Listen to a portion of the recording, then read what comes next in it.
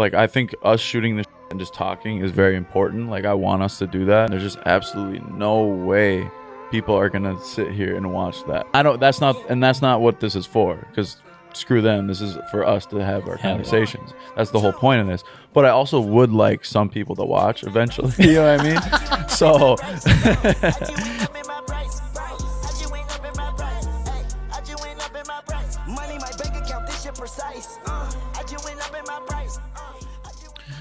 Went from Red Bull yesterday to I Starbucks today. I was at Cub and I was like, I need to get my boy a Red Bull. I know you like the blueberry Red Bull. Where'd you go again today? Did you go? I went to Cub again because Cub is just.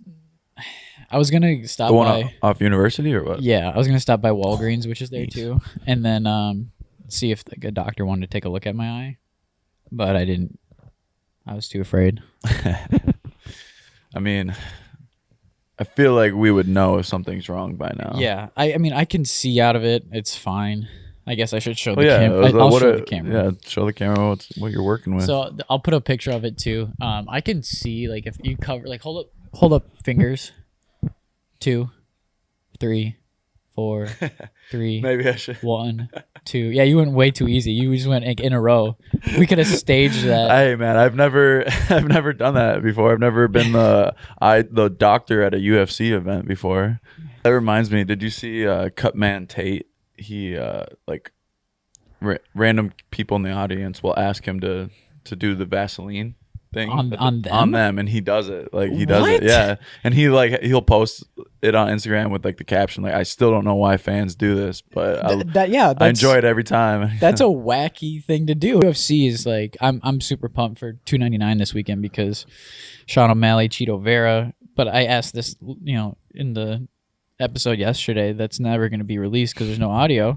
But who do you think is which card do you think is going to be better, $299 or 300? Yeah, I think 300 is going to be better just because it's more stacked. There's just more good fights. Maybe not the main event everybody wanted, but just more stacked. Yeah. For sure. Which fights on 300 are you looking at like the most? I mean, Jamal Hill and Alex Pereira, I think people are sleeping on that one. I know that's the main event that everybody's like disappointed in, but I think that's the one I think is going to be the most fireworks. I think. Yeah, Alex Pereira has literally like done a speed run of the UFC. Yeah, crazy. But that's the volatility of the UFC and how good guys are. Yeah. Well, so what about you though? I mean, I like $299 only, maybe just because I'm such a big Sean O'Malley fan. For sure. Of course, Sean O'Malley having the leg injuries previously before that fight, there's always a narrative like he's going to hurt himself when he gets into a fight.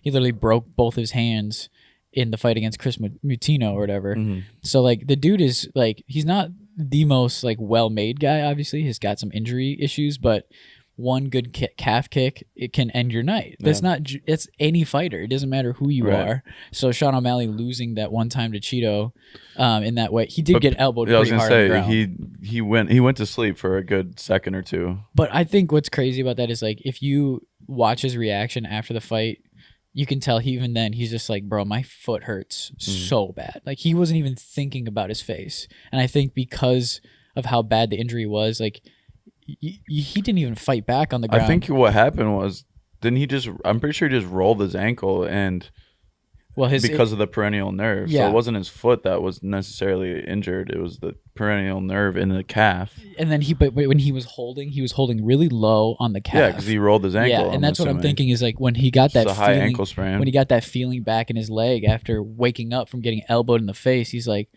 bro, not only did my calf hurt, my ankle hurts. Like his whole leg must have been on fire. For sure. And I would never know what that feeling feels like. But I've rolled my ankles enough time to know what that feels like. I've also seen many people and done myself where I, maybe make a mistake in a game and I like fall down and actually do maybe roll my ankle a little bit, but it doesn't really hurt that bad. I'll definitely sell like it hurts a lot more just to like make myself look better and to less embarrassed. Like I guarantee there was a little bit of that with Sean O'Malley too. Like, oh, I just got knocked out. Like, let me grab my ankle really quick to just let everyone know I'm injured. Confidence is always something that Sean O'Malley has in numbers. So like him preserving that, maybe not even thinking of it that way, more of just be like, look, like I know how I lost, and like he's very confident that like he can defend against that now. And I just like the storyline of Cheeto coming in there and being like, "Oh, you really discounted me the first time. You're gonna discount me the second time too." It would be an insane finish. I just think I hate when my favorite fighters fight, or like when fighters that I really like I like both of them. Yeah. I hate when they fight. Like when Robert Whitaker and Izzy fought, like I hated that. Yeah. Those were my two favorite fighters at the time. And like I wouldn't say Cheeto is my favorite fighter, but like He's quickly becoming. how do you not like Cheeto? You know He's what got I mean? a great personality. A great story. Like, Yeah. yeah. I don't He's know. a good fighter. He's like, if you go back and watch his fights, and that's what I think is crazy about the UFC and the different fighting championships that are out there. There's so much good talent out there. It's impossible to catch it all. Your favorite fighter might come out of Cage Warriors, Eagle FC, something like that, and then all of a sudden you're like, whoa, this is my favorite fighter. Yeah, for sure. Yeah, I mean, some of the prelims have, in like the fight nights of the prelims of the fight nights are some of the best fights that I've ever seen. It depends on the main card, so that's why maybe you're right. Like being a fan of your favorite fighter fighting might kind of ruin it. So, for sure. But I like storylines. I'm a drama guy. I like Yeah, I like yeah. sports for that reason. Yeah, and there's nothing wrong with your favorite fighter kind of changing. Like, I mean, I would say like my favorite NBA player has changed from Kawhi Leonard to Anthony Edwards pretty significantly, and it's not Kawhi's fault, but like when you don't play very much for a couple years, it's like. Well, do you think he's fallen off since getting to the Clippers then? No, he's having one of the best years he's had in his entire career this year. Then why is he not your favorite player? Because he didn't play for like 2 years, and I was watching Anthony Edwards, and now Anthony Edwards is hitting his head on the rim to yeah, block that was shots. amazing last night. that was amazing. The most insane block. Insane block. Really, I think the biggest storyline of all of this is how stupid Skip Bayless is. And I think he's also very smart in doing this stuff on purpose and trolling, but I don't know if you saw what he said. What did he say? He said it was the easiest block he's ever seen. And it's just classic Skip Bayless to do this stuff. But oh yeah, discount a Minnesota player when he does something good. Just fucking discount anything that is the narrative. He's gonna say the opposite because he's trying to create buzz. That's just who he is. And I don't understand it. Yeah, I think again, it's one of those things. He just does it just to piss people off, just to troll. He's just being a troll. He just calls him a fraud. Yeah, lay fraud. Every fraud. time. He's just a troll. I mean, there are those people though. We know them, so we have to. Yeah, man.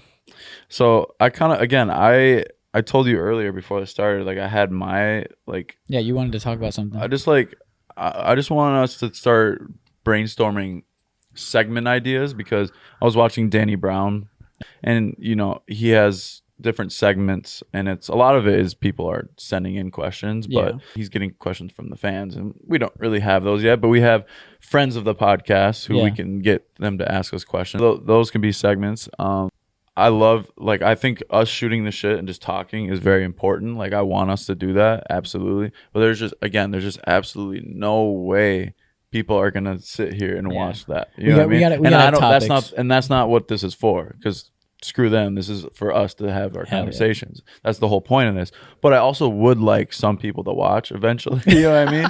So, and I think all we have to do that, and you've done it. You have a couple YouTube videos that have gone viral, a couple TikTok videos that have gone viral.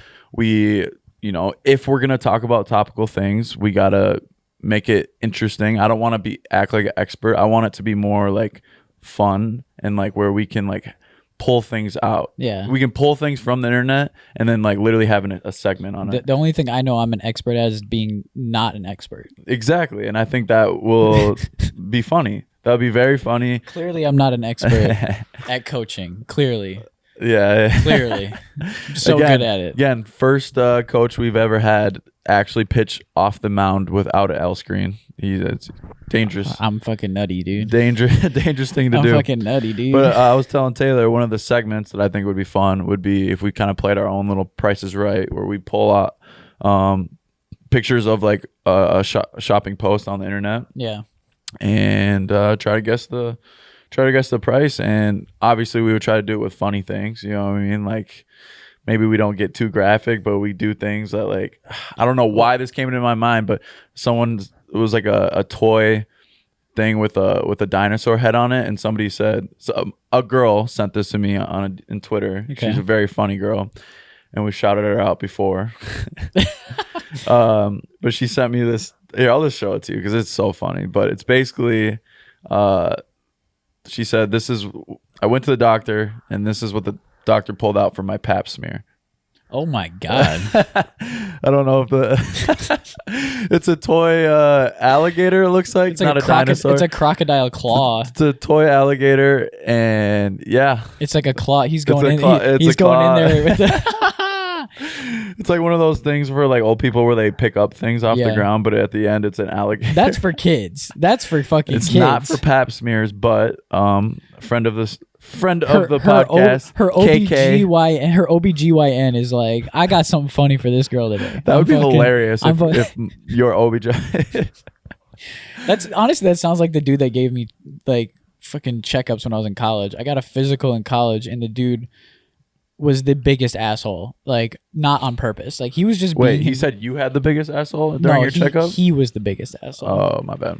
I mean, he did look at my asshole at one point, but that's besides the point. This dude literally, like, any statement he said was so condescending, and he didn't mean it to be. So, like, I got measured for my height, and the last time I had a physical was in high school before that. So I'm like, cool. Measurements, weight, all that stuff, BMI, all that stupid shit. Test your vision, do the whole block your eye shit. Mm-hmm. We get in there, and he opens my charts, and he goes, "Oh, I got good news. You grew." Oh my god! And I'm like, "Oh, cool." And he goes, "You're still 5'8", though." And I'm like, well, "How is that possible?" Yeah, and why are you? And why are you telling me? Yeah, why are you saying it like you this? fucking dick? Yeah, what the hell? You went from 5'8" and a fourth to 5'8" and 3/4. Congratulations! Yeah. You grew a ½ inch. And I was like, Half inch isn't no small mark, man. "Yeah, but I'd rather be somewhere else."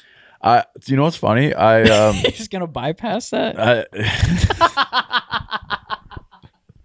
Oh my god! This is why you don't let me go down rabbit All holes. right, so yeah, because now Grandma and Grandpa Can't watch They this. cannot watch this. No one can watch All right, this. that's for the Patreon. We'll have a Patreon. Nobody is paying for our Patreon yet. Not yet. In a year, maybe. We'll have some bonus footage saved up for. Yeah.